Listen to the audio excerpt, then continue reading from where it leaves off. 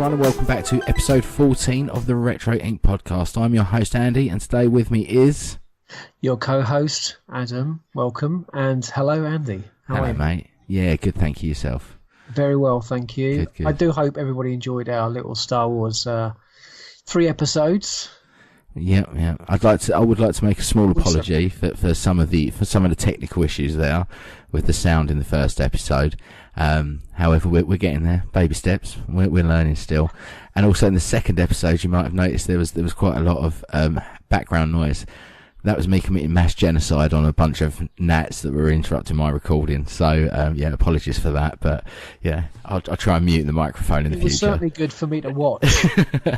Spraying the atmosphere. Yeah. Fighting invisible ninjas in It was. Totally. Yeah.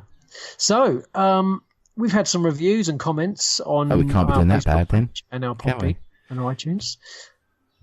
We have indeed, mate. So I can't be doing that bad a job with the editing if people are enjoying it and listening absolutely. and tuning in. Very positive stuff. But I'm going to start with Facebook. So we've had a couple of 5-star reviews on there. One from Connor McGlone. Getting better each show. I love to see it sharp on my feed each week. Thank you very much, Connor. And then we've got one from David Donovan. He is he's one of the TSW VIPs, isn't he? And he's a big member in the Commonwealth over there. So this is from David. This is the best podcast out there for all things retro. The films, the toys, the TV shows, the games. Feel good, fun, and informative and entertaining. Jump on board. You'll be hooked in no time. Lovely Beautiful. Stuff. Lovely. Thank you. Informative.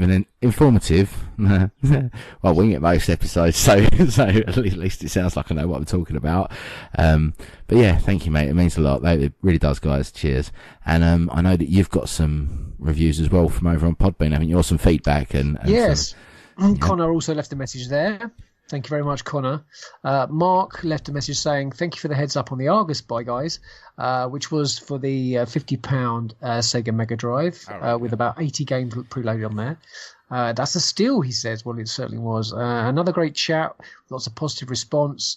Elder Scrolls and Skyrim 2 needs to freaking happen. We are looking forward to those releases. I think actually Elder Scrolls is now available on Xbox for sure. Oh, it's the new Elder Scrolls, isn't it? He's talking about. He's talking about one, but there's Skyrim. Well, not Skyrim 2, Elder Scrolls 6, but yeah, it's. Yeah, they've sort of done. What have they done? They've just sort of put 3 games into one or something. I don't know, but I do give full credit to them over at Bethesda. They are just they take the mickey out of themselves now about this. They did it at E3 regarding Skyrim. It has now been on, I think, more systems than most other games. It just keeps getting re-released, and it's good to see them finally up in the ante here. I think it's called the Somerset Edition that they've released. The Somerset Isles. That's the expansion for Elder Scrolls Online. Okay. So, but yeah, I'm looking forward to that one. So yes, Mark, with you there on that. Mark also sent another message, which goes back to, I think, now we have to remember, this must have been episode 11. 11 will be... It's in 10. When we were doing the sort of retrospective on TV shows... That'd be 10 and 11 with Star Wars, mate. Well, the episode where we were talking about TV shows from the past, he said, good chat, guys. You didn't mention Thundercats or TMNT. You being a Turtle fan, Natic and Andy, I'm shocked, he says. I used to love watching Nightmare too, and would definitely give that time to watch. Thank you very much, Mark, indeed, for those comments. Yeah. It's very kind of you to do so. It is true. We didn't mention some things like TMNT. I am a big fan, but yeah, there's so much to go through. You kind of get lost in the trees, don't you? There. Well, we did. We made a huge list. We also winged it a little bit on just sort of the banter, which is what the podcast really is about. It's just two guys talking, really. Again, with the Star Wars episodes, there was probably many a mistake where we just, on a Sunday night at sort of 10 o'clock in the evening, on a hot night, get a little bit of brain freeze on some things. But it's all very positive. We've got a load of new listeners as well, and we thank you all for joining us on the Facebook page and subscribing to the podcast, which we are truly very thankful for. Andy, we've got some news coming from yourself regarding. Yeah, we've got quite a bit of news. Yeah, well, this week it's kind of gaming, I suppose. We've got a lot of news coming this week. This is mostly what the show's going to be, I think, isn't it? But the first bit of news is Showtime have ordered a much discussed series for Halo, a 10-episode series, an hour-long an episode. This is going to be produced by Amblin Television, Steven Spielberg's television company. Great news. I mean, this has been spoken about. I think it was 2013 that originally brought Halo up as a potential for a TV show, which I think personally will benefit from a TV show rather than a movie. Did he buy any rights to this at all, do you think, Spielberg? I don't know. It's in the articles that I've read about it, I've not seen anything to do with that. However, it wouldn't surprise me. So it's just his production company has taken it on to do the series. So, any more news on that? At the moment, not really. To be honest, it's just, it is what it is. I'm sure news will start to trickle out as soon as we get any. But it's good to see that it's being put to order rather than just being spoken about. I mean, I'm not the biggest Halo fan in the world. But there are plenty of fans who are really into it. Plenty of fans. I mean, I spent many a night playing Halo 2 against my friend in Blood Gulch.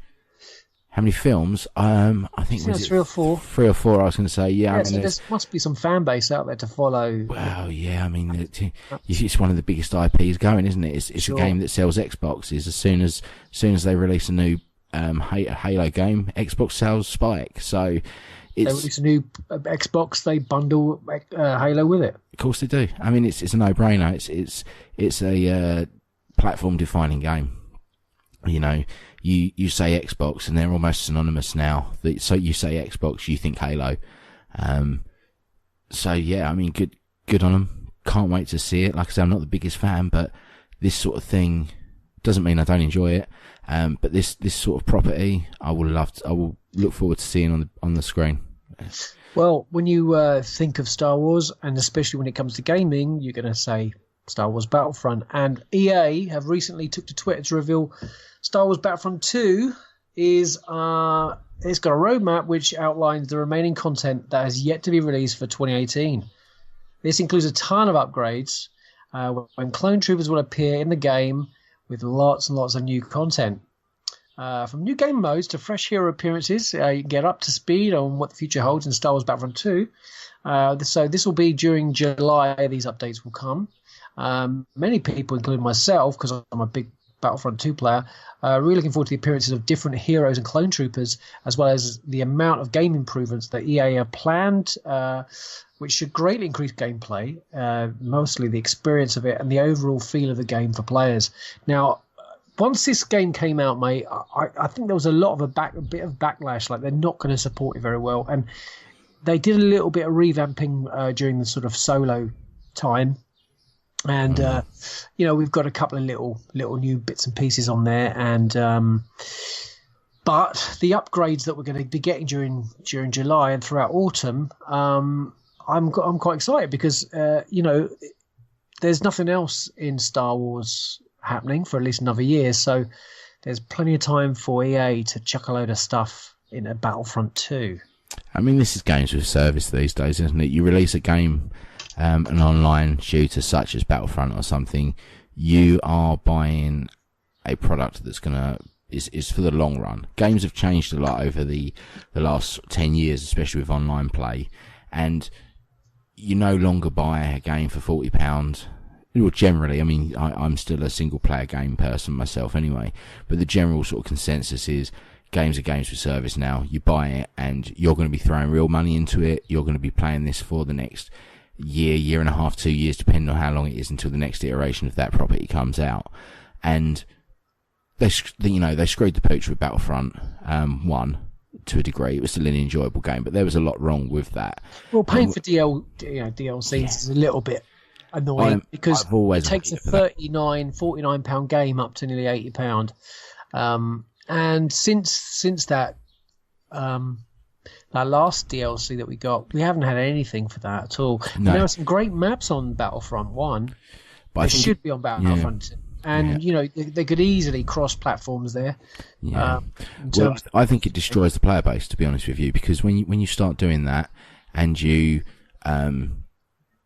charge people for DLC, there's people such as myself that aren't willing to pay that. When I'm not willing to pay for that DLC, because as far as I'm concerned, I've bought the game already. I expect the game to be there. Yeah. And then when I go online, I'm limited to my choices. I'm limited to my choices in maps, guns, characters, etc., etc. Whereas there are other people out there. So you're destroying that player base by you're splitting it down. You're already having one game that is essentially two, because there's people like myself that are only playing against other people like myself that won't purchase that. And then you get the other people that are. So you're going to split the parties up and the groups up there straight away. I think you're going to be losing numbers. Yeah. And especially in a game that's not as popular as something, say, as Call of Duty and as Fortnite and things like that. And that's where these sort of things suffer. And when they brought out Battlefront 2, they kind of made this almost silent promise that it wasn't going to be the same thing as the first one. And by making that DLC free, perfect thing to do. That's right. And with the Loot Crate thing that they brought out, they then changed that so that everything that you had turned to credits, and then those credits you could upgrade your. And that's good. They're listening to their fans. They are indeed. And I mean, you're still with games with service. It does annoy me when people get that uppity about it, because at the end of the day, you are going to pay money, because in a year's time, things are still being made for it. That money has to come from somewhere to pay those people to make it. There's people, this stuff isn't all predetermined and pre-made. It's not sitting there ready for 6 months' time's release date. Even today, I can guarantee you there's people sitting in EA's offices making something for Battlefront. Or a DICE, yeah. For sure. Yeah, a DICE, yeah. And I mean, they're sitting there making something for Battlefront 2, and they've got to get paid somehow, and the money's still got to be coming in, because I know these games make a hell of a lot of money, but it does start to be the point where you're robbing the coffers to start paying the people. It is a business at the end of the day, and unfortunately EA are the biggest crooks in the business. So it was nice to see them sort of take a backpedal on their choices and get rid of the Loot Crate system and make this DLC free and stuff. I haven't picked up Battlefront 2 yet, personally. Bit annoyed. If anyone can get to a Tesco to see, I did see rumours that they were selling them for £10 a copy. Well, that's what they did for Battlefront. Yeah, Battlefront. Yeah. It went right down to £10. I don't know if I wouldn't call EA crooks, to be honest. I think they're just a very tight corporate business, and that's how it's run. I know, but I miss the days, mate, of two guys sitting in a basement making a game and selling it for fun. They're selling it for the love of making it, and you pick up a license like Star Wars, and it is a license to print money. Said, now those days are gone. But that's why I'm sitting here talking to you, doing a retro podcast. That's right. Yeah. One particular company that's doing extremely well, and if you know the word Funko, then you know about those little guys that generally sit on your shelf, and they have some news currently, don't they? They do indeed, my friend. As we all know, there is new Funkos being released every week, every other week. There is something new coming out there. But something piqued my interest this week when I saw that Funko are going to be releasing a new wave of Gargoyle Funkos. Now, Gargoyles was originally out when? 1994. Right. So it's 24 years now. 24. Blimey, God, I am getting old. You don't remember this, do you? Did you ever watch Gargoyles? It's vague. Yeah. See, I read the descriptor from IMDb. A clan of heroic night creatures pledged to protect modern New York City as they did in Scotland long ago. Now, Gargoyles was one of my favourites as a kid. It was a great show. It was, if I'm not mistaken, it was on the Disney Channel. I'm not sure if it is Disney, but it was on the Disney Channel. So, but this only run from 1994 to 1996. So we only had 3 real seasons of this, I believe it was. The license must be pretty cheap for 2 seasons. 2 seasons. The license, I should imagine. But then the thing is, I think this is interesting because there is a little bit more news to this that I didn't put in the show notes, and that is, I think it was last week or the week before, Jordan Peele, the director of Get Out, he which is a fantastic film. It's an amazing movie, isn't it? It is Disney, Gargoyles, by the way. But Jordan Peele came out last week and said that he would like to make a Gargoyles movie.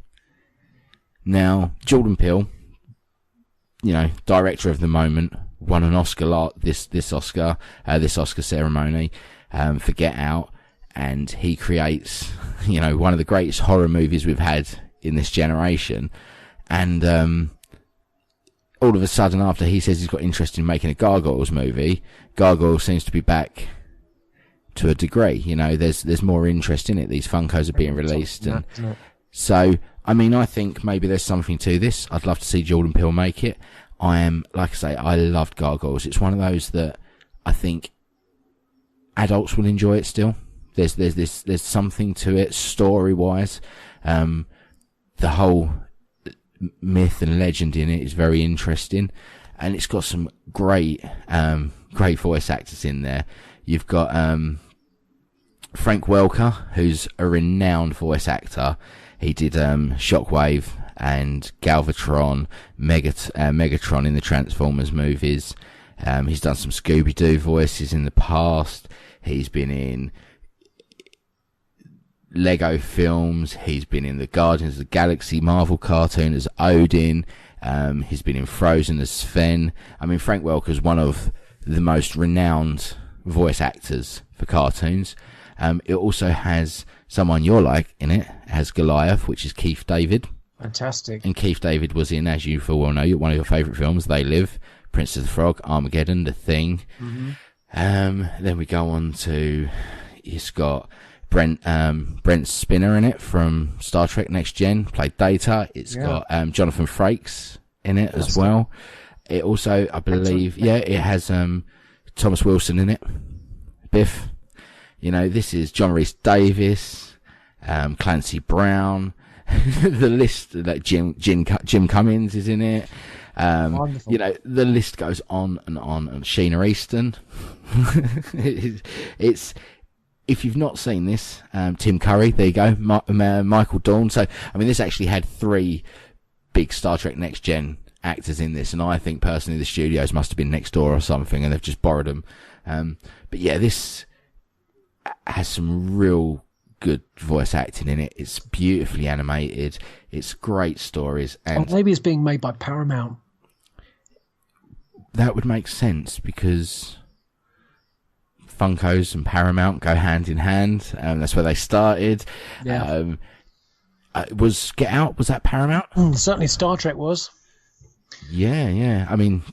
So yeah. This is it. If that film comes to fruition, fantastic. I'm all for it. Paramount, we've got it. Nailed it. Yeah, exactly. Jordan Peele as well. Fantastic director, fantastic comedian. If you've not seen any of Key and Peele on YouTube, I implore you to go watch it. You will have the funniest 7 hours of your life because there is that much content on there. It's amazing. But the Funkos themselves, getting back to the story, they look beautiful. They look cute as anything, as they always do. Yeah, I saw the photographs that you sent me, and they do look rather good. I'm not a buyer of Funko. I've only ever owned 2. I nearly bought one today, as I said, which was Tron. And unfortunately, if Stark was sitting next to him, I might have bought the pair. But I left him behind, and I'm a little bit annoyed at that. That's the glow-in-the-dark one, isn't it? He's the glow-in-the-dark guy, and so please don't go into the Brighton store. Because just leave the Tron on the shelf until Sark turns up. Yeah, and if you see Sark turn up, let Adam know, and he'll go straight in and get it. Yeah.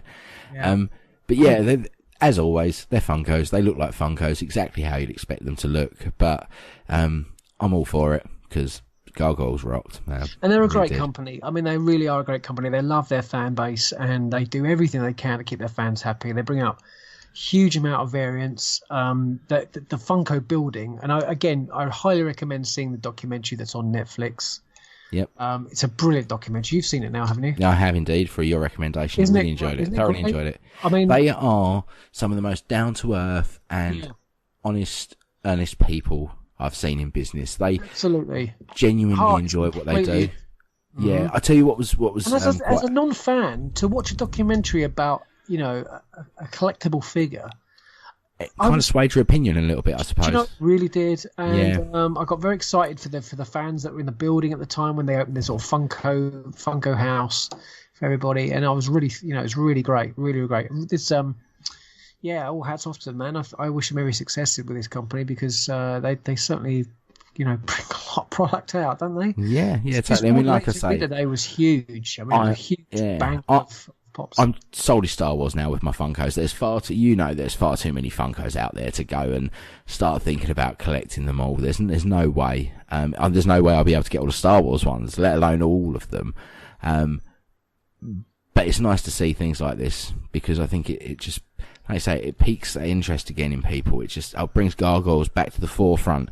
And with Jordan Peele talking about what he's been talking about, brilliant. Fantastic. Yeah. What a great director too. Going to directors, the Saturn Awards. Star Wars was very well represented at the Saturn Awards, and all that attended went home with plenty of reasons to get dressed up. The Saturn Awards celebrates the best in science fiction, fantasy, and horror films and television, and each year Star Wars is no stranger to winning plenty of awards over the years. Most recently, both Force Awakens and Rogue One did very well at the annual event, each winning several awards, including Best Feature Film and Best Science Fiction Film. The event this year was hosted by Jonah Ray from Mystery Science Theater and was held in Burbank, California, and brought out all the top names in the genres. To not much surprise, Ryan Coogler's Black Panther was very well received, taking home 5 awards overall compared to Star Wars: The Last Jedi, which took home 3. In spite of some backlash on social media, I don't know if did you notice any backlash? I don't know. I did see some backlash. I did read some stuff about it. Thankfully, The Last Jedi took home awards for Best Actor, Best Screenplay, and Best Editing, with Mark Hamill, Ryan Johnson both in attendance to accept. I'm sure it was a small bit of indication for Ryan Johnson, who stated he's faced his fair share of fan ire over his work on Episode 8. Editor Rob Diskey was also nominated for his work on another Johnson film, Looper. Won Best Editing for his stellar work on The Last Jedi. On television side of things, Dave Filoni was on hand with the cast of Star Wars Rebels to accept the award for Best Animated TV Series, a feature which achieved last year as well. And it is a fantastic TV show. Damn right. Star Wars. The last series episode, Series 4 was brilliant. But here's the rundown. Best Actor was Mark Hamill. Best Screenplay, Ryan Johnson. Best Editing, Bob Diskey. Best Animated TV Series went to Star Wars Rebels. And talking of Star Wars Rebels, Disney and Lucasfilm have announced the release date and images for the complete Season 4 of Star Wars Rebels on DVD and Blu-ray, and a slew of bonus materials that accompany it. The final season of Rebels will be available on July 31st, and it will feature a ton of bonus materials, including the usual commentaries and hours of behind-the-scenes documentaries. I'm very much looking forward to picking the box up of that, because very recently I picked up the Blu-ray box set of the Clone Wars. Now, I had series 1 to 4, I think, and I was missing one disc. And for the price of this disc, which I think was £24, I could spend another £5 and get the Blu-ray box set. Yeah. It's ridiculous. So I've bought the box set that's in the post, and I'm going to sell off those independent, separates. The great thing about the 4th season. Obviously it was critically acclaimed for Star Wars storytelling to date, with really compelling characters, harrowing conflicts, and astounding space battles. All friends are reunited and new alliances are forged as Star Wars Rebels builds to an epic conclusion and drawing connections to the entire Star Wars saga, which it absolutely did. And that's why I think Dave Filoni should be in charge of Lucasfilm and not a certain somebody. Star Wars Rebels was created by Dave Filoni. He also obviously did the Clone Wars, Simon Kinberg, who did X-Men Days of Future Past, and Carrie Beck, who did Lego Star Wars, Freemaker Adventures. The Lucasfilm animation production is also executive produced by Filoni and Kinberg. This season 4 voice cast includes Taylor Gray as Ezra and Vanessa Marshall as Hera. She's fantastic, as is Freddie Prinze Jr. as Kanan. Obviously, we've got some other actors and people involved in Star Wars Rebels, but it is a fantastic, fantastic series, and I'll certainly be picking up that box set. It also appears that Marvel's The Last Jedi comic book is a gift that keeps on giving. Not only has it already given us Admiral Akbar's last words and General Organa's space flight from her own perspective, it now finally puts to bed the question of how Rey was able to get the upper hand on Luke during their small battle on the island of Acto. According to this Marvel Comics, The Last Jedi, this was number 4. It appears to be a combination of luck and clumsiness on Luke's part. Now, I don't know about you, but I actually did notice him stumble.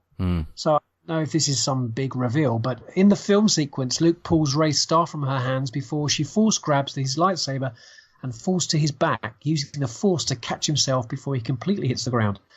In the comic book, there is one small panel which clearly shows how this came to be. Now, I don't know if we need, obviously, our listeners can't see this panel, and I can't show it to you, but it's basically the same shot where you see Luke fall backwards and he just literally holds his hand up above the ground and the Force holds him up. So there you have it, Mary Sue fans. According to artist Michael Walsh and writer Gary Whitta, it's a minor slip that causes Luke Skywalker to end up on his back and not all-powerful Rey. This one small detail obviously won't change the minds of folks who firmly believe that Rey is in fact a Mary Sue character, but hopefully it will at least cause the haters of the film to focus their energy on something else. You can just call them idiots. You could. Yeah. Do that. But we're not going to. I am. Is that their insistence is that Rey is progressing far too quickly and using this scene from The Last Jedi as evidence for that argument. But do you know what? It's all over now. It's finished and it's done and it's over with. And I personally think it's a good 9 out of 10 movie. And while I understand that this perhaps won't completely change maybe everyone's opinion on Rian Johnson's version of Luke Skywalker, I hopefully will resolve everything from that point of view. From a certain point of view. What other news do you have? Well, I have some news that I'm not very happy about, to be honest with you. Oh no, but that operation has failed, isn't it? That operation has failed. The tablets aren't working, and I won't be here for next week's episode at this rate. No, it is. There has been some casting for the Sonic the Hedgehog movie. A rumoured casting for the Sonic the Hedgehog movie. I've been waiting for a Sonic the Hedgehog movie since Pixels. See, I have. Pac-Man cartoon series. Have you really? Kind of, yeah. I was looking forward to a Sonic the Hedgehog movie. I was hoping this is going to be a live-action movie. So that had me interested. He's got to be obviously CG though, hasn't he? I'm hoping it's a kind of does he turn into Mario Odyssey? Mario Odyssey, is that Mario Odyssey the new one? The new one, I'm hoping it's something like that where he goes to New Donk City. I'm hoping that Sonic breaks through some sort of barrier and ends up in, real world with us, and something happens, and that's what I'm hoping. And obviously he can be CG, but it will be a predominantly live action movie. Think Smurfs, it's going to be a kids' film. There's no denying. PG. Of course it is. I'm not expecting this to be a Rage-style Sonic the Hedgehog movie. Of course, that's a silly thing to think. It's going to be a kids' film. It's aimed at kids. However, I was hoping for something a little bit more than Jim Carrey being cast as Dr. Robotnik. Right. All right. For a start, no, because it just doesn't look right. Do you really think with his current state of mindfulness, which is very profoundly promoting mindfulness on every interview he ever does, and his perception of reality. Yeah, and his stance that he had on Kick-Ass 2 as well, wasn't it? On Kick-Ass 2, he didn't want to be part of the circuit because he changed his ways, and he said that the violence was gratuitous. And that's right. And he actually stepped away from it and got into painting. So yeah. So where is this courtesy of this information? This was courtesy of Lad Bible. So Bible. we're not talking, some hardcore journalism here. However, they get their stuff from somewhere else. And no, it was IGN. I do apologise. I'm going to actually this was IGN. Right. Sorry, it was the Funkos and the Halo was from Lad Bible, but this one's actually from IGN. Right. So there's some gravitas to this. It says villain. It doesn't say Dr. Robotnik. But obviously that would be a misstep if they didn't put Robotnik in a Sonic movie. it's Well, just is there anybody else in it? I mean, in my in Sonic, who else? What other in my characters knowledge, do no, you have? because I'm old school. I haven't played anything Xbox onwards of Sonic, so I couldn't tell you if there is. It's just him and the Doctor, isn't it? It is. His big flying saucer. Well, it would be like making a Batman movie at some point, not having the Joker in it, wouldn't Sure. it? But this is like, I mean, for a start, I can't, off the top of my head, I can't think of anyone else that could do that Dr. Robotnik role because I've never really put much thought into it. However, Jim Carrey is not one of the names that would spring to mind if I did put some thought. Do we have a into it. director, or do we have a studio that has put his... Do we have a director or a studio? I'm not 100% sure, and I can't really go online tonight because, as you can tell, our internet is not doing too well here. Okay, well, that's interesting news. Well, and we do have some other news here with it. I'm just getting it up here. Okay. So, James Marsden is announced Yes. for it as well, who was Cyclops, wasn't he, in the Yes. X-Men movies? Yes. And also, he was in the seminal great Hop with Russell Brand about the Easter Bunny. It's a go-to staple in my household. I love Hop, and I love Russell, of course. It is Well, also, mooted I for do- release in November 28th, 2019. And yeah, that's about it, really. So, it's his live-action CGI hybrid. So we're going to get live-action Jim Carrey, I should imagine, with prosthesis. Yeah. And, Sonic running around a little blue CGI character. It's And just, somewhere to, and something to take the kids to.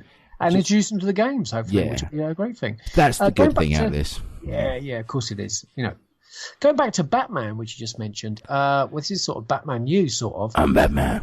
Yeah, well, filmmaker and comic book legend and guru Mr. Kevin Smith says he would have preferred Christian Bale to continue his role as Batman Bruce Wayne in the DC Extended Universe rather than have his old pal Ben Affleck take over the role. Personally, that was the right move in the first place. But there we go. The Batman movie franchise, which has seen its fair share of highs and lows over the past 13 years, beginning with the highs thanks to critical acclaim and blockbuster success of writer-director Christopher Nolan's Dark Knight trilogy from 2005 to 2012, and ending with the laws over the general fan disdain and underwhelming financial returns of critically maligned DCU movie Batman vs Superman, Dawn of Justice and Justice League. Nolan's trilogy, of course, starred Christian Bale as the Caped Crusader, while writer-director Zack Snyder, who kicked off the DCU with Man of Steel in 2013, opted to cast Affleck in the coveted role beginning in 2016 with Batman vs Superman. While BVS and Justice League left fans questioning what could have made both films better, Smith, who is arguably the most high-profile fan of the genre, at least as far as the movie industry is concerned, is weighing in with his thoughts, which some people might find surprising. Now, well, what he basically says is he feels that they weren't saying that. Well, he was certainly saying that he wasn't saying that Ben was Christian Bale, but they were saying like, oh, he's been around for years. He's not that guy anymore. I think I would have heard it, and this ain't something or other on Affleck.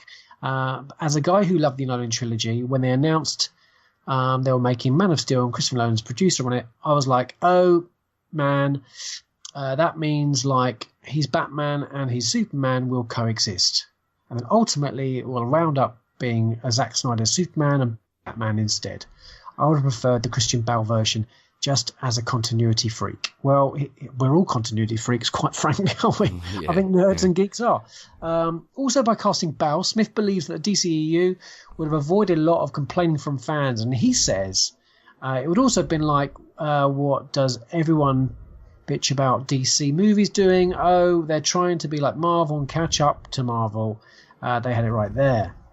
They were making these movies, blah, blah, blah, Batman movies forever now. We're just going to connect them. So we've got a universe, but instead they launched a brand new universe. But perhaps the most surprising thing about Smith's thoughts on preferring Bale to Batfleck is the fact that the filmmaker and Affleck were friends and collaborators for years, dating back to 1995's Mallrats, Kajil Daisy Amy, Dogma, Jersey Girl, and Jay and Silent Bob Strikes Back, as well as his cameo in Clerks.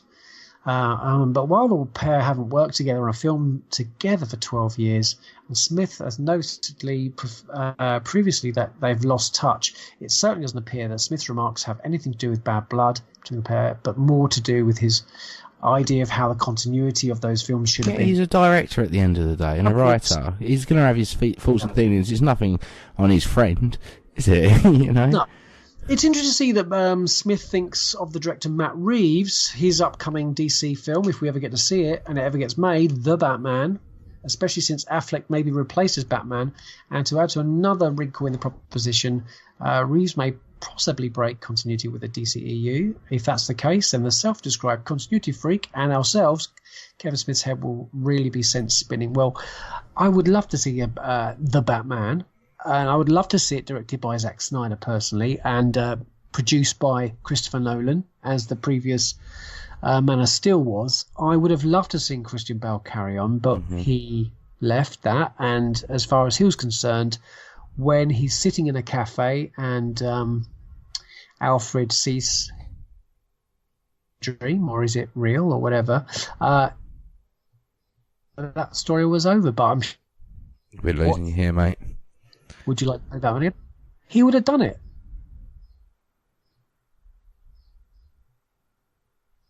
You there? Yeah, I'm here. Sorry. We have to cut that bit. Yeah. Go back to the bit about the cafe. So I'm sure when they were in the cafe and, Alfred looks over at Bruce sitting there. That was it for both of them. I mean, both for Nolan, it was over. He'd done his trilogy. And for Bale, that was the end of Batman's. But I'm sure if he was asked, would you like to play Batman again? He would have said, well, yeah, sure. I'll get back in the suit. Well, I suppose it depends how many zeros are after that number at the start. Do you know what? I think if you love that character, I don't think the money comes into it. Did he love that character, though? Because there was rumblings that he was... difficult. Yeah, well... Yeah. But you know what? A lot of these character actors really are, who really take on the role. But I personally, he's my favourite Batman. Oh yeah, same here, very much. So, of course, we'd like to preferred him, and I can completely agree with Mr. Smith. For continuity, it makes a lot of sense. But if we look at the way Affleck looked with the grey hair at the sides, very much. Frank Miller's Batman, The Dark Knight, it was absolutely spot. Well, this is the thing. I mean, I really enjoy an older Bruce Wayne. I love Batman versus Superman. I think it's a good film. I think Man of Steel is a masterpiece. Yeah, mate. Man of Steel is amazing. Batman and Superman, I really enjoy. Yeah, I'm not a fan of Justice League. I mean, I have seen it. Yeah, it's a good cut. The ultimate. In cinemas, we didn't get that ultimate cut, which is a massive shame. And you know what? I really get very, very annoyed when companies like Warner Brothers cut movies by half an hour. Half an hour. It's too much. You get the 5 minutes, 30 seconds here and a scene now. Do you know what? That's fair enough. Yeah. You know what? If a scene doesn't quite work, but 30 minutes of dialogue and scenes that tie a film together, that then diversify the fans by saying, well, it didn't work for me. I didn't really understand it. It jumped around too much. I'm not surprised when you've cut 30 minutes of scenes out of a film. Yeah. So, I mean, one of my favourite films is 2049. That's a 3-hour-long film. And if another one of my favourite, Neil Johnson, I do hope, Neil, you're listening, and he said that he would make lost you again there, mate. Oh. Yeah, Neil Johnson. Start from Neil Johnson again. Is Neil Johnson... Another great director is Neil Johnson, who has said publicly that he would personally make an 8-hour film. I would go and see that. If it was a sci-fi movie that was 8 hours long, I would go and see it. There hasn't been Johnson first digital director. I mean, before Phantom Menace, he made a movie that was completely digital. So, I don't see why we can't have an 8-hour movie. I'd certainly get the cinema for a day to go and watch a film. Absolutely. And something like 2049 needs 3 hours. Well, Batman versus Superman would have been almost 3 hours. And if that's how long it takes to tell a story, then that's how long it takes. And failing that, split it in two. And if the next story, which is Justice League, or sorry, the next film, which is Suicide Squad, is a short, choppy movie that then takes us into the next batch of films, like a new Joker film, which we know we're probably going to get. And maybe Justice League was a little bit longer. Unfortunately, Zack Snyder had a personal tragedy and had to change, and there was a big director change. But if that had been a 3-hour film, I would damn well gonna have seen that as well. Yeah. So, I do agree with that. And moving swiftly on, what other news do we have, Mr. Smith? Well, I'll go with the Google console. Okay. Yeah. I'm going to throw this out there. Now, Okay. there's rumblings. People haven't done so far. They've brought out glasses. Yeah. They've nicked our data. Now they want to give us a games console. Well, this is the thing, isn't it? Google console. There's rumblings that Google are working on a device to rival the PlayStation 5 and the Xbox 2 360 plus, whatever you want to call it. I don't care. Now, this to me is not surprising, to be honest with you, because at the end of the day, if this is rumblings, I'm sure there is many a tech firm that is working, at least in R&D, at some part of an idea of something like this. We haven't seen anything from Apple, and I wouldn't be surprised if... Well, what we've got, actually, is Apple TV. Yeah. Which does have some games on there. We can play games on it. We can I think what they're probably going to bring out is a media console. But this is it, mate. This is exactly my point of what I'm getting at. They own YouTube. Now, They've got Instagram. They tried to buy Twitch last year. Amazon swooped in and bought Twitch, right? Now, I think it's Kotaku are reporting on this. So it is coming from a valid source that this is happening. Now, I don't see... I think it was someone at Xbox. Was the CEO of Xbox was saying they don't see anything past the next generation of consoles. They won't exist anymore. Now, I've been saying this myself for a while. With the idea of physical media dying out anyway, with internet becoming a staple in everyone's home. I mean, we can't live these days without internet, let's be fair. I don't see consoles in the current state they're in surviving the next 10 years. The next generation of consoles will be our last, and we'll see some big changes with that platform when that comes out as well. Physical media is a dying thing. It's a shame, because people like me and you that are collectors, we like having things. I prefer to have a disc, because as far as I'm concerned, I don't play my PlayStation much because everything's digital media. When I turn my console on, it's all sitting there ready for me. I spend 45 minutes deciding what I want to play, go, oh, that's not really for me, turn it off and start something else. I bought a CD and a DVD and a Blu-ray today. Yeah, you won't be able to do that with these things in the future.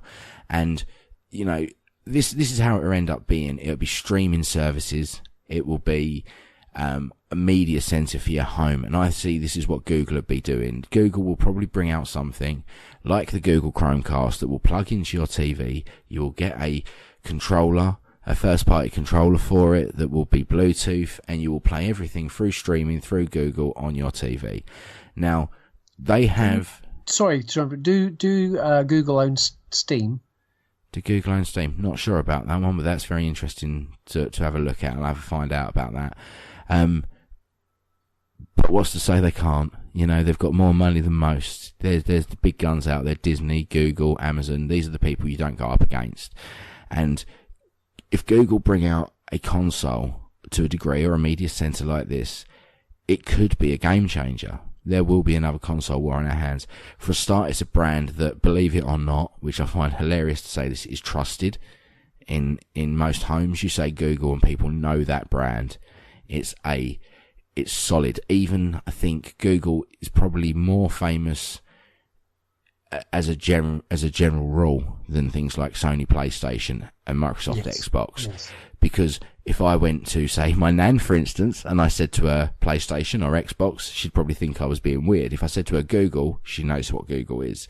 And this is my point about the general public. Something like Google comes out and it becomes more compatible with your lifestyle.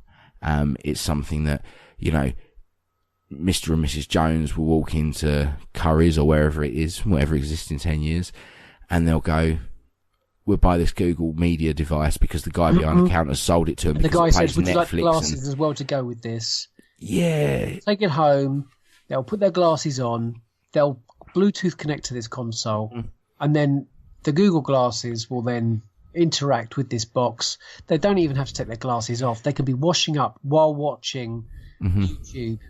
I mean, this is it. This is one of these things. Going to connect wirelessly and connect with all of their social media all in one place. Exactly that. I mean, you've got to talk about Google phones. You know, Google have been talking. You've got the Pixel out now. This has been the next step of like, well, all that stuff that you have on your Google device at home, your console, whatever. Well, I tell you what, mate. If they create joy, I'm all in. Yeah, totally. And I mean, you know what? If the next thing I've got myself is a little hologram girl. Fantastic. You can turn it off when you need to. Yeah. But yeah, it's one of those. I'm looking forward to it. I think it's interesting to see where. I mean, it's a shame that we're going to lose.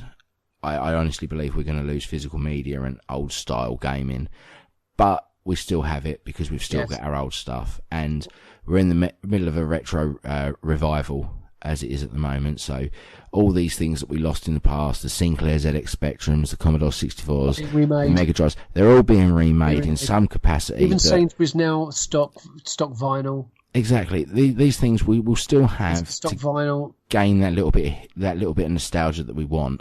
And you know, 15 years from now, we'll probably be getting an Xbox One Mini loaded with 25 games, and you know, cool. That's full circle. It's going to happen.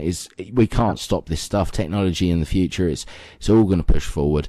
We're going to get something. I wouldn't be surprised if this does get announced that Apple maybe announce something as well, which would be a very interesting market with 5 big players on that field. For sure. Yeah, it's due. Yeah. But talking of physical media, I mean, as I said, I picked up a CD today and a Blu-ray. I also picked up 2 VHS cassettes. I bought Star Wars and Empire Strikes Back. Obviously, I've already got them already, but you know what? You can't leave them on someone's cardboard table for 10p each, can you? What copies are? What version? They are the theatrical cuts. So that would be original theatrical cuts. Nice. Yeah. Nice. Yeah, the boxes are a little bit chipped on the corners, but you know what? Still at 10p each, mate. I'm having those. I also picked up a clapperboard as well today, another clapperboard. I'm collecting those. And I picked up as well, I've also picked up 1977 Star Wars Storybook, which my copy is pretty damn good, but this one is really super. Yeah. And also picked up the Empire Strikes Back storybook. I also have that too, but again, you know, you can't leave that on a table at £1 each, can you? No. So totally. I had a nice little day of a little bit. I picked up a Rubik's Cube as well. Nice. One of those ones as well that makes that lovely crunchy sound. Yeah, I know the one you mean. Still had the sticker on the middle white square. Again, you know, I said how much I want this, 20p. You know, it was great. I also picked up what's his name from He-Man, the Blue Skull guy. Skeletor. Thank you. Picked up a Skeletor. I said, how much? 10p for Skeletor. I picked up a Gremlin as well. I bought what's the other Gremlin? The little Gizmo. I picked up a Gizmo. Oh, yes. 10p. Nice. This was a Hasbro figure. So this would have been what, 85? Did it have a mark on it for you? Yeah. Yeah, cool. Yeah. Nice. But that's all physical stuff, and this is what we love. You know, I don't. As much as I'm proud of the movies I've got on Flickster and the movies I've got on my Apple TV and what I've got in my Amazon Prime that I've bought, you know, I can't access them without having internet or using up my data. And if something happens, and I've seen many a sci-fi film that says something's coming around the corner, then we've lost a lot. Well, of course it is. Not only have we lost something in up old TV and you can't pass it on to anyone, which is a sad thing. A VHS player that still works, we can still shove that in and watch it. But once you've lost your collection as well, it's gone.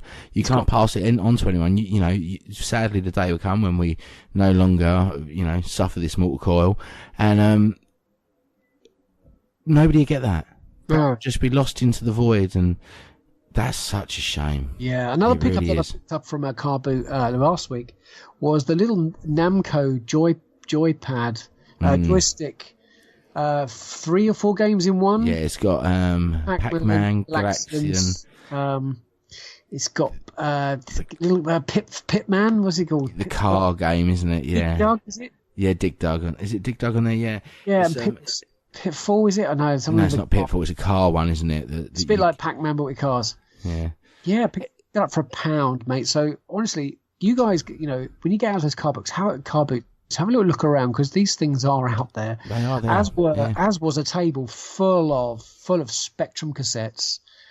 This guy also had Qbert for Atari and Centipede. And, you know, he was looking at, I think, £4 or £5 per cassette, per cartridge, which is just ridiculous. I mean, if you haven't got the console, obviously, you might think, well, what's the point of buying those? But those things... The point of buying them is you go buy yourself a nice little box frame. And stick them in. Right, and you stick it in there, and you put it on the wall, and you look at it, and you smile. That's what you do. You just, every now and again, you walk in the room, and just look at them and smile, and then you walk out again, knowing they're there, and they're safe. Yeah, absolutely. Well, another thing that I saw today... Any more news from yourself? No, not from me. I'm sure there is, but I'm all good. Well, out and about, another thing, when you're sort of rummaging around car boots and flea markets, I often see a lot of dinky and corgi cars. And this sort of got me onto the subject of, you know, cars and motorbikes in movies. Yeah. You know, obviously we've got the Batmobiles. My favourite one was actually the Tumbler. I don't know about yours, but that's... It is indeed mine too. I think the BVS Batmobile was pretty awesome. It's pretty cool, but I just think with the Tumbler, it relates to a Bruce Wayne, doesn't it? But it fit as well. If you look at the original with Adam West, the series, it's very camp, it's very over the top and elaborate, and let's be honest, that's the most impractical car to be driving. The Lincoln Ventura. Yeah, but with the prototype, wasn't it? I think, and it didn't actually work. All the shots are sped up because they're usually pushing it up and down a hill, and it's not actually. It's just rolling most of the time. But yeah, it's one of those that I think with the Christian Bale, with the Nolan films, it's just real. It's a possibility that thing would exist and would be used for that purpose. We know Fox would have designed and built something like that, don't we, in the basement of Wayne Enterprises? Yeah. So just let's go through some of the cars that we've seen in TV series and films. So the General Lee from Dukes of Hazzard. Dukes of Hazzard, yeah. 01 on the side, the 1969 Dodge Charger. I love you, Carousel. Oh, yeah. And with Daisy Duke, and, you know, finding bushes that have ramps built into them. Yeah, fantastic. Roscoe P. Coltrane. And that guy. The DeLorean from Back to the Future has got to be probably one of the most famous cars in movies, isn't it? There is, yep, totally. I mean, it's a pop culture icon, isn't it? It's as famous as, I don't know, putting a picture of Hulk Hogan up on the screen. If you were going to go out and about, if you had the ultimate driveway, you'd have your Batmobile for like pretty much everything. You've got machine guns, got the Bat Pod that will come out of there. For the day where people really pee you off. You could just run around, go down the shops in your General Lee, and then you've got your DeLorean for a little bit of time travel. Yeah, for when you pick the wrong numbers on the lottery, you can go back and change it. But the Starsky and Hutch Gran Torino, the Ford Gran Torino. Beautiful car, that. Wasn't it? Yeah. I can't remember what it was called. The something tomato, I think, that Starsky used to call it. Then you've got the GMC Ventura. What car is that? GMC Ventura. Yeah. That Jurassic Park? No. No. That's a Jeep, wasn't it? Ain't got no plane, sucker. Yeah, okay. Yeah, 18, fair enough. Yeah. Bumblebee from Transformers. I love that Chevrolet Camaro. Don't you? That yellow and black Camaro. It is nice. Have you seen the trailer for Bumblebee? Standalone movie. Yeah, when it goes back to being a Beetle, which is nice. I'm not interested. I'm not a fan of the Transformers films, really. However, it does look all right. I think that's going to bomb. What about a beautiful white Ferrari Testarossa driven by those guys from Miami Vice? Wouldn't you like one of them? Oh, I've driven a Ferrari, mate. They're not all that cracked up, to be honest with you. Lamborghinis all the way. They may not look like much, but they got it where it counts. There's a car you don't see apart from in the Nolan film. Lamborghini. Yeah, he's got a Lamborghini, isn't he? In Yeah. What about the Green Hornets car? That was beautiful, driven by Bruce Lee, of course. It was called the Black Beauty. It had rockets, it had gas. I think it was an Imperial Crown by Chrysler. It's a stunning looking car, that, actually, really beautiful. The Pursuit Special from Mad Max, 1973, Ford Falcon, Interstellar. Nice. Rather lovely. 600 brake horsepower engine, black and menacing. What about, do you remember the film Christine? Oh, I love the film Christine. Love it. A 57 Plymouth Fury. That's a beautiful car, that. A murderous looking car, wasn't it? And it obviously self-healed itself, which is rather good. It means you can just slam into someone, a little bit of road rage, and you go, oh, it wasn't me. I think she'll slam into things herself, that one. Yeah. Smokey and the Bandits Pontiac Trans Am. Black, big gold Firebird on the bonnet. Beautiful. Magnum PI also had a Ferrari, a 308 GTS. Then you got the Herbie VW Bug, 1963 Beetle. I mean, you see these Fiat 500s now, don't you, with the same red, white, and blue, or is it red, white, and green going up the stripe going up the front? They've sort of tried to copy that a little bit. What about the Ectomobile? That's probably something you'd like, wouldn't you? The Ectomobile is damn cool, isn't it? That's in Free Cadillac. Yeah, the Ecto. What is that? That's a hearse, isn't it? Well, it's a hearse. It was part limo, part ambulance. Right. I think it was a Cadillac Meteor. I think actually was the model of that. Can you remember the number plate? Ecto 1. Yeah. What about the 82? What about an 82 Pontiac Trans Am in black, voiced by William Davids? Kit. Right. Okay. Would you like one of them? Would you like a black Pontiac with Kit driving the car around? I'm just actually looking at my source here, and what I would like is the Ford Explorer from Jurassic Park. Oh, would you like one of them? The Jeep, but I want it. Sorry, it's not Jeep. It's a Ford Explorer. It was a Jeep Wrangler in the first scene, the petrol one where they're driving and they see the Brachiosaurus. That's a Jeep Wrangler. But the green ones with the red Ford Explorers, the automatic ones, You'd like that? The automated. I love them, and I want it to look like that as well. I would drive around like a boss in that thing. I think if you wanted to really look the boss, then you would need to be driving the Aston Martin DB5 1965, the same very car that was first featured in Goldfinger and then in Skyfall. I mean, you've got the ejector seat, could be helpful, Andy, in case your date goes wrong. Yeah. She ain't much cop. Caught without wearing my seatbelt again, I can just push that and machine guns, and you've got that number plate that you can change around, which will be quite handy too. Yeah, very much so. And some bikes. I think top of my list is definitely going to be the Light Cycle from Tron. I mean, that's got to be the coolest looking bike going, hasn't it? It has indeed. The neon blue or neon orange. Robocop's Kawasaki Ninja ZX-10. In the remake, he had this glossy black, awesome looking motorbike, absolutely awesome, as was Dredd's Lawmaster. Now, a movie that a lot of people may not have seen, and it was Priest, vampire hunting guy riding around on a jet bike. I think it was based on a Korean comic book where he drives around. A comic book, yeah, I know that. He drives around in some jet-propelled jet bike to go and hunt vampires. Now, who stars in that? Paul Bettany in Priest, isn't it? Yeah. I think one of the most famous Harley Davidsons goes to Mr. Schwarzenegger in Terminator 2. Right. I need your motorcycle. Your clothes, your boots, and your motorcycle. Now, that's in the first film, isn't it? Or does he do that in T2? He asked for that. That's in T2. Yeah. He walks into the bar and causes a ruckus. Have you seen Ghost Rider? I have. What did you think of that movie? Would you like his Hell Cycle? I'd like his Hell Cycle. I'd like a different movie, though. That's the best part of the film, isn't it? When he rides around that bike. It is, yeah. It's not a bad film. It's just not. It's not what we expect these days, to be honest with you. I mean, there's actually some beautiful cars all around in that movie. In Ghost Rider, you get the Ford Mustang.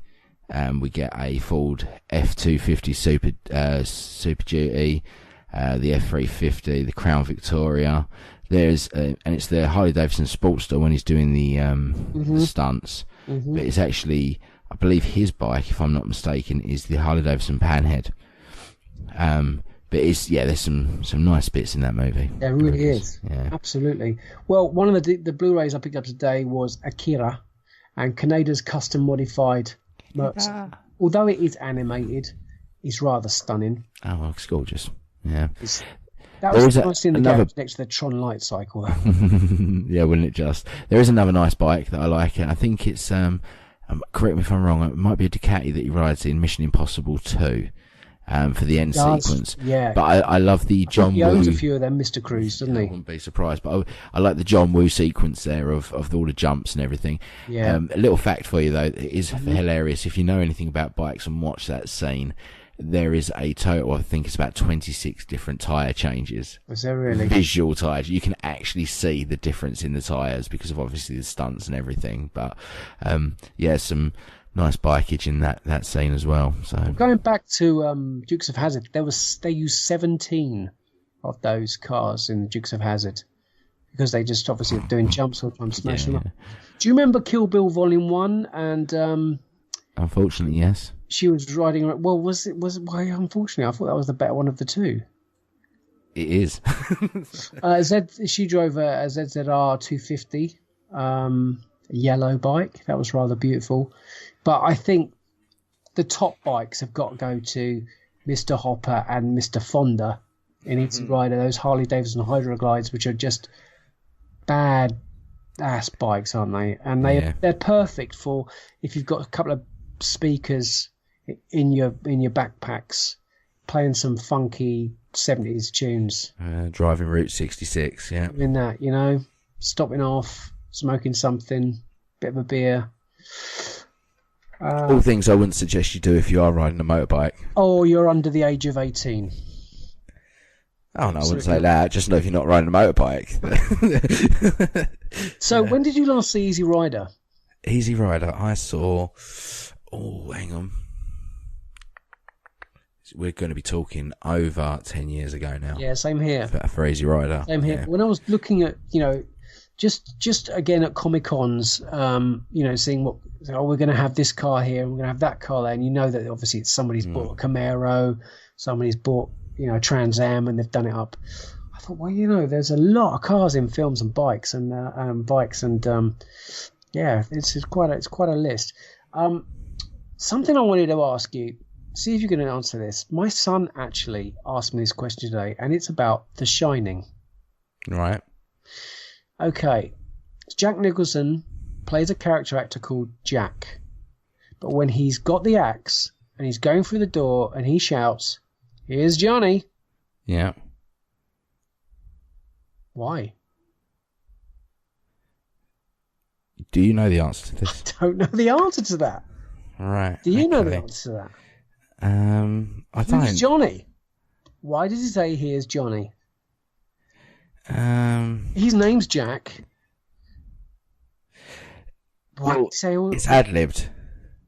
It's ad-libbed by Jack Nicholson, and it's an imitation of announcer Ed McMahone's famous introduction of Johnny Carson on the US network TV show, The Tonight Show. Thank you very much. There you go. Google. It's the way forward. I'm not going to lie. Look, it's right on my phone. I'm doing it on my phone right in front of you. Although, as soon as I typed in "why here's," it did come up "why here's Johnny." So it's obviously a yes. Yeah. And to be honest with you, I've never actually questioned that before. Watching those, my 12-year-old did, and he hasn't even seen the film. So isn't that interesting that he knows the tagline. He says he hasn't seen the film. He hasn't seen it. No, he swore he hasn't seen it. Yeah. And now I almost want to show him that movie. But I want to show him Room 232 first, the documentary. which does go hand in hand with that film, I think. If you can get to see that documentary, it is a fascinating look and insight into how Kubrick, well, he's passed before the making of that film, apparently, and allegedly. Right, okay, because they're you do know they are making a sequel to The Shining. Yes, the book is Mr. Ewan McGregor. Yeah, Doctor Sleep is the book, isn't it? Yeah. Yeah, Rebecca Ferguson's signed on as well for it. So yeah, we'll see how that goes. But doesn't he play the young boy? He plays the son. Okay, right, okay, that makes sense. I think that could be very interesting. Yeah, it'd be nice to see. And it will be very interesting to see who directs that. And if it's this guy who did Hereditary, that would work incredibly well. I don't know who else can take on a director's role like that can do something that would give it that tenseness and sort of the horror of what The Shining was. And it would need to be comparable to it, wouldn't it, in that way? A boy living with that as his past, knowing who his father was, and how probably his mum's in a nut house, probably. I mean, yeah. That would make anybody insane. Well, the director is Mike Flanagan. Who's previously directed what? Oculus, Hush, Absentia. He's also done a film that is on Netflix at the moment called Gerald's Game. Now, I have this in my to-watch list. And Gerald's Game is actually another Steven Spielberg property, if I'm not mistaken. It might not be. I'm sure it was when I... Right. Yeah, it's based on a novel by Stephen King. But Gerald's Game stars Carla Gugino, is it Gugino? And Bruce Greenwood. It looks brilliant. They go away to a country retreat somewhere and there's no one around and they start to do a bit of the kinky sort of stuff. She gets what are you talking about? Gerald's Game.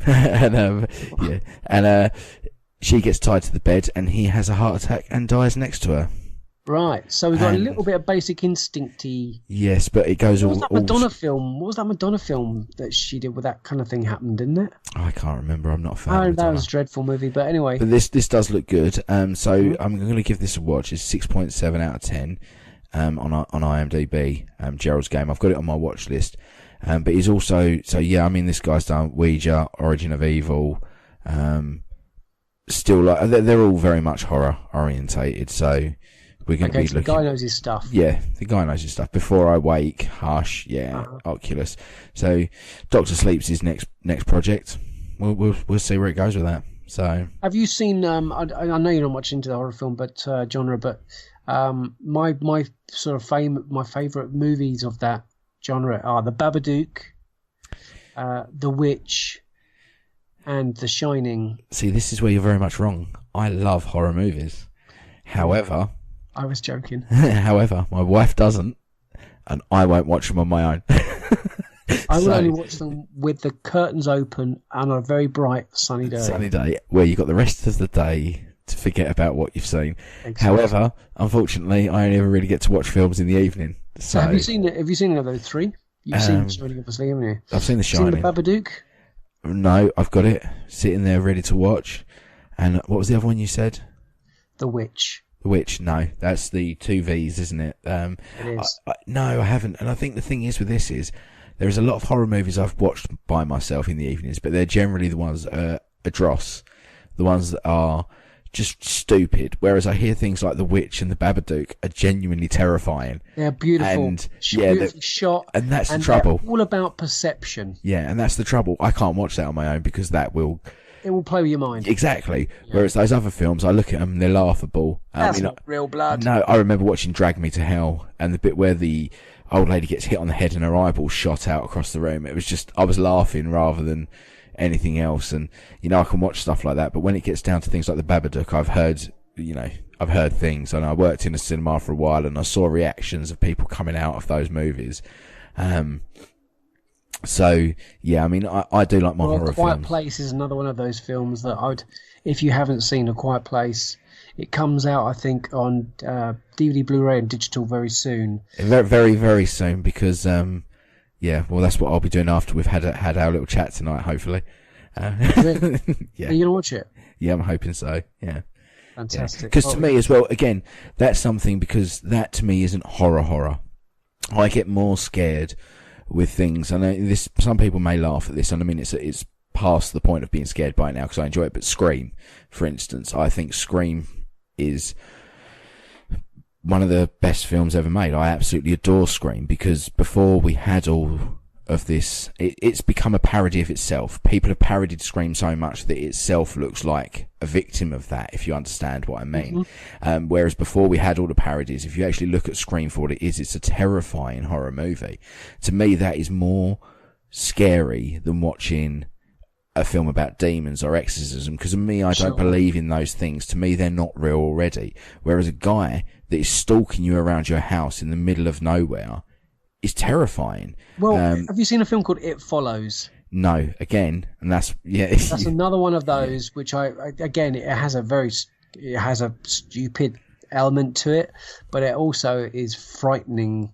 The underlying story. Two parody movies that I absolutely love is Cabin in the Woods.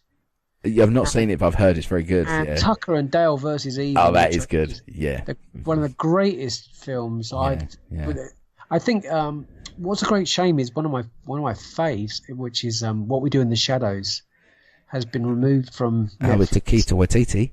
Yeah. What a great piss off, Ghost.